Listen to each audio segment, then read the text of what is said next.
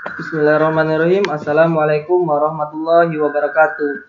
Saya Handal Panggayu Pandu Demokrasi, NIM J1C121062 dari kelas R001. Baiklah, di sini saya akan menjelaskan tentang sejarah psikologi di Indonesia.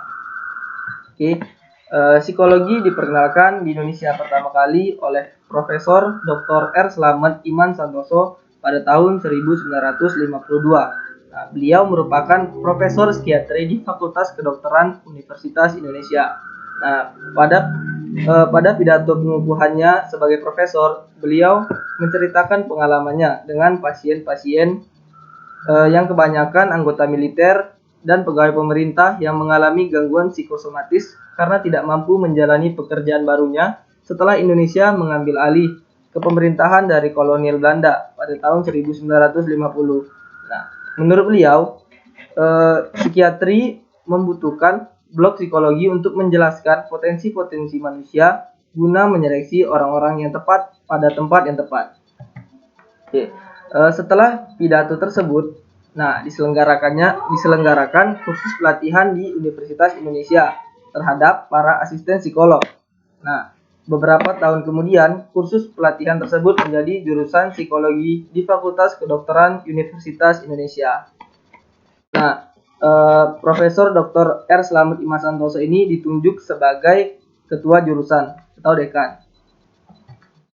Oke, selanjutnya psikolog pertama yang lulus di jurusan psikologi di Fakultas Kedokteran Universitas Indonesia adalah Profesor Dr. Fuad Hasan. Nah, beliau juga merupakan pengganti dari Profesor Dr. Slamet tadi. Nah, Profesor Fuad Hasan ini menjadi dekan menggantikan Profesor Dr. Slamet di tahun 70-an.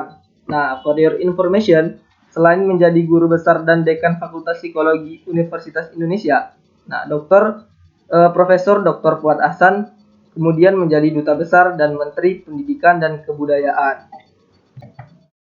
Baiklah, selanjutnya pada tahun 1950-an terdapat beberapa psikolog yang dikirim TNI dan pemerintah untuk menjalani pendidikan psikologi di Belanda dan Jerman. Nah, sekembalinya ke Indonesia, mereka yang dikirim oleh TNI kemudian ditempatkan di Pusat Psikologi untuk Angkatan Darat dan Angkatan Udara di Bandung. Nah, sedangkan yang lainnya ditempatkan di Jakarta dan menjadi staf di Fakultas Psikologi Universitas Indonesia. Baiklah, para psikolog yang ditempatkan di Bandung kemudian mendirikan Fakultas Psikologi di Universitas Pajajaran pada tahun 1961. Nah, selanjutnya pada tahun 1964, Fakultas Pendidikan di Universitas Gadjah Mada berdiri sendiri menjadi Institut Pengajaran dan Pendidikan Yogyakarta. Nah, namun jurusan psikologi yang terdapat di dalam Fakultas Pendidikan tersebut memilih untuk tetap di Universitas Gadjah Mada dan kemudian menjadi Fakultas Psikologi di universitas tersebut. Nah, universitas negeri keempat yang memiliki pendidikan psikologi adalah Universitas Airlangga di Surabaya. Nah, pada awalnya psikologi merupakan bagian dari Fakultas Ilmu-Ilmu Sosial sehingga pada tahun 1992 berkembang menjadi Fakultas Psikologi. Nah, para stafnya pada awalnya sebagian besar dari alumni Fakultas Psikologi Universitas Gadjah Mada. Oke, baiklah. Selanjutnya yaitu pada awalnya psikologi di Indonesia dikaitkan erat dengan psikologi klinis dan psikoanalisis dan banyak menggunakan teknik proyeksi serta tes IQ untuk tujuan psikodiagnostik.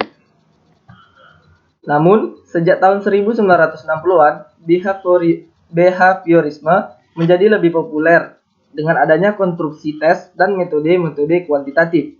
Saat ini, walaupun metode kuantitatif banyak digunakan, namun banyak pula yang memilih untuk tetap menggunakan metode kualitatif untuk menganalisis. Baiklah, selanjutnya yaitu ada HIMSI atau Himpunan Psikologi Indonesia yang berdiri sejak tahun 1998 atau 1999. Nah, pendidikan psikologi di Indonesia saat ini distandarisasi dan berada di bawah kontrol Departemen Pendidikan Nasional. izin praktik untuk para psikolog berada di bawah kontrol HIMSI ini dan Departemen Tenaga Kerja. Nah, dengan demikian, psikologi di Indonesia harus sesuai dengan kerangka yang telah ditetapkan oleh pemerintah. Baiklah, nah, walaupun memiliki sejarah yang jauh lebih pendek dari keberadaan psikologi di negara-negara barat, namun kebutuhan akan adanya psikologi di Indonesia sama besar dengan di negara-negara barat. Nah, sebagai negara berkembang, psikologi di Indonesia dibutuhkan dalam bidang kesehatan, bisnis, pendidikan, politik, permasalahan sosial, dan lain sebagainya. Nah, seperti psikologi di barat yang memiliki sejarah yang rumit, begitu pula psikologi di Indonesia. Tetapi psikologi barat tidak terlalu dapat diterapkan di Indonesia.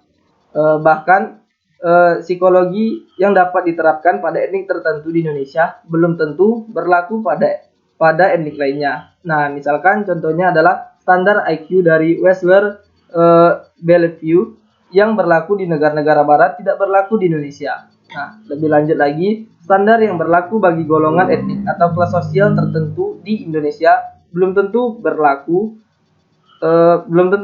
bagi golongan etnik atau kelas sosial lainnya. Dengan demikian, diperlukan penelitian psikologi mengenai basic nature di Indonesia. Baiklah, itulah sedikit penjelasan dari saya. Mohon maaf jika ada kesalahan. Terima kasih. Saya akhiri. Wabillahi taufiq wal hidayah. Wassalamualaikum warahmatullahi wabarakatuh.